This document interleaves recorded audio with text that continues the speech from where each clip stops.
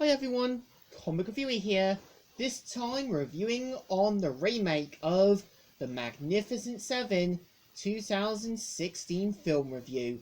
Now, as you know, The Magnificent Seven was originally a series of films that lasted from 1960 to 1967. And there was also a TV series that I watched a bit as a kid known as The Magnificent Seven that lasted from 1998 to 2000.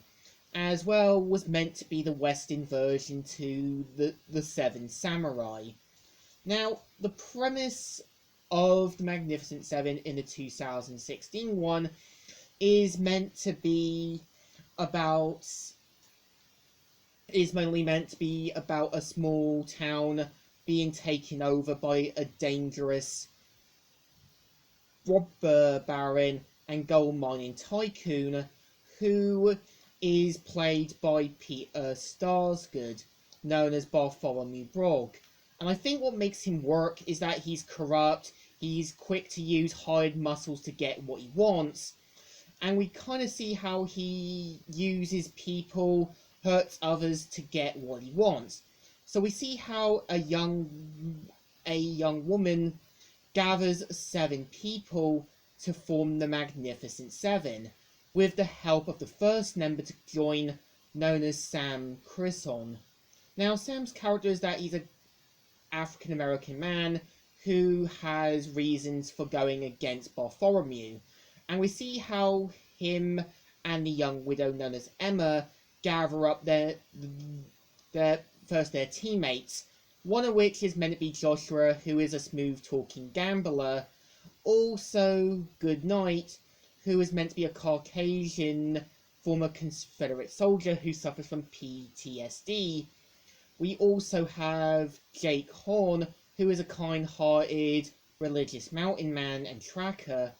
We also got Billy, who is meant to be a knife-throwing assassin, as well as Vasquez, who is kind of meant to be a Mexican outlaw, and Red Harvest, who is meant to be an exiled Native American warrior. And we see how the 7 of them band together to take on Bartholomew's forces.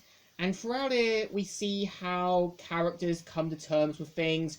We see how they spend their last days together. And we also see them having last meals, joking with each other to take on the threat.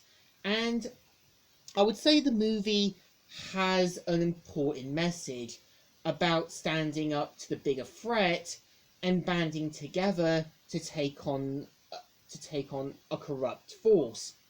And I would say what was also interesting about the film is basically how Jonathan Josh, who plays one of Bartholomew's forces, also played John Redcorn in King of the Hill and was meant to be the second voice.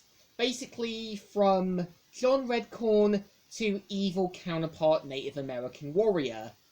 And I would say what I do like about the film is that it keeps close to the original film, as well as still having that Western sort of gunslinging, toe-towing movie. And I think that's what the point of Western movies are. They're meant to be gun-throwing, basically being the tough as nails character.